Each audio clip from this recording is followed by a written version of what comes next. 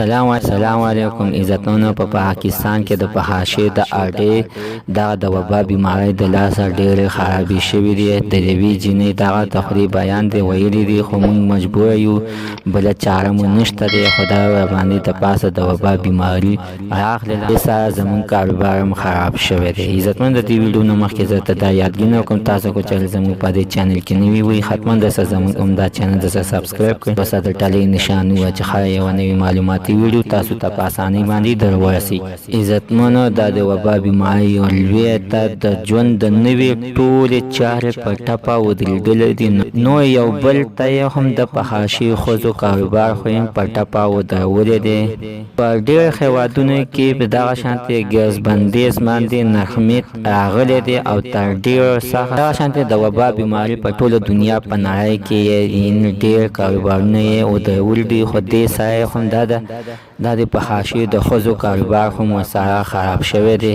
عزتمنو، دوی خپلې د هغه ښځو خپلې خولې بیان دی چې یعنې زموږ هم د وبا بیماري چې راغلې ده او ګیس بندیز هر یو شی لګېدلی دی، نو دې سره زموږ کاروبار خو ډېر خراب شوی دی.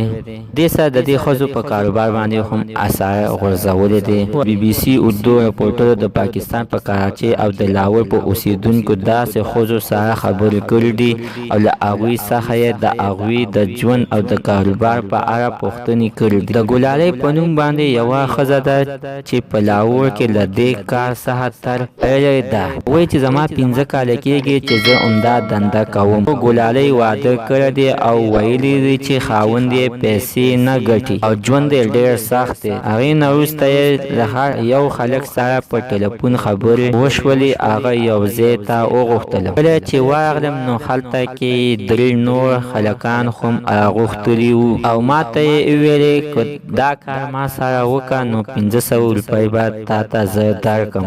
نو ګلالۍ ورته وویلې چې زه خپله 2 ماشومان لرم او خاوند مې هیڅ پیسې نه ګټي او د خپلو ماشومانو د ساتلو لپاره مې دا کار شروع کړلو. کور کې وایم چې ما یو ځای کې دنده ترلاسه کړې ده او په همدا بهانه بیا د کار ته وځم. زما خاوند ته د دې خبرې څه علم نشته چې زما ښځه یعنې دغه شانتې غلط کارونه کوي، ځکه چې ما تر اوسه پورې خپل خاوند ته یعنې ټول خر نه دی ویلی چې زه دغه شانتې غلط کارونه کوم. دغه ګلالۍ وایي چې دا د وبا بیمارۍ زموږ کاروبار ډېر خراب کړی دی، ځکه اوس ډېر کم له کوره بهر راوځم، خو 1.5 میاشت بیخي د خپل کور نه بهر ته راوتی نه یم. کله چې کله د خوراک لپاره بیخي په کور کې څه پاتې نه شو نو مجبوره شوم چې بیا راوځم. ګلالۍ وایي اوس نه یوازې دا چې موږ د خلکو نه ویریږو، بلکې خلک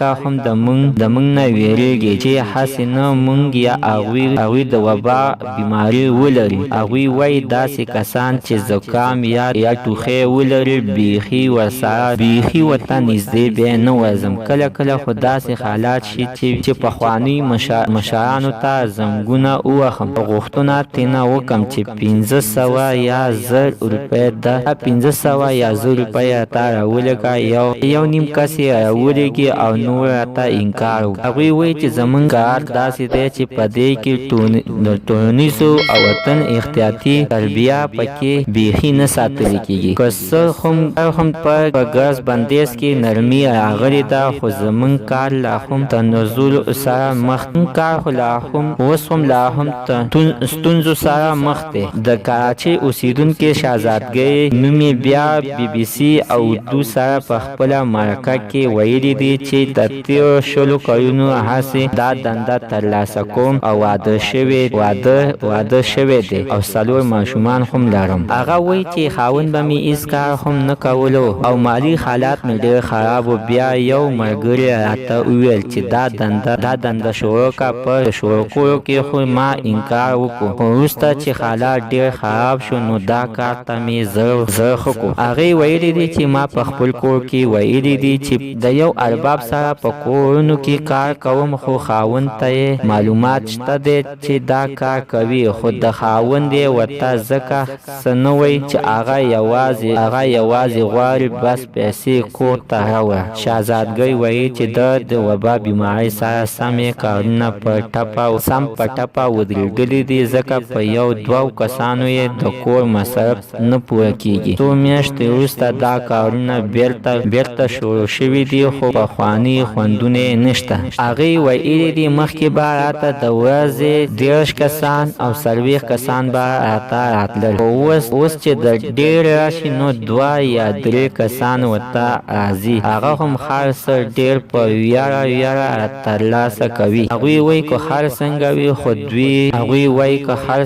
وي خو د دوه خپلو کسانو ته هیڅ هم نشي ویلی. 2 کار داسې دي چې هغوی ویلي دي چې د دونیزو وطني او احتیاطي تربیه پکې نشي کېدلی. که له چا سره کومه ستونزه هم وي نو موږ مجبور یو چې وزغمو. که چېرته د چا کوڅه وي نو هغوی راته وایي چې دومره احتیاط کښېنه، په کور کې کښېنه، خو نه بهر ته مه راوځه. حتمونه د هغوی خبره هم صحیح ده چې څوک چې ډېر مجبوره نه وي نو بیخي دا کار نشي کولی. نه داسې کار څوک د پیسو دپاره کوي. چې انسان دومره منډې تللې او سختۍ تېروي نو دا هر څه د عزت دپاره تېروي. عزتمنه دوی خپل عزت په پیسو دپاره لاګو کړی دی.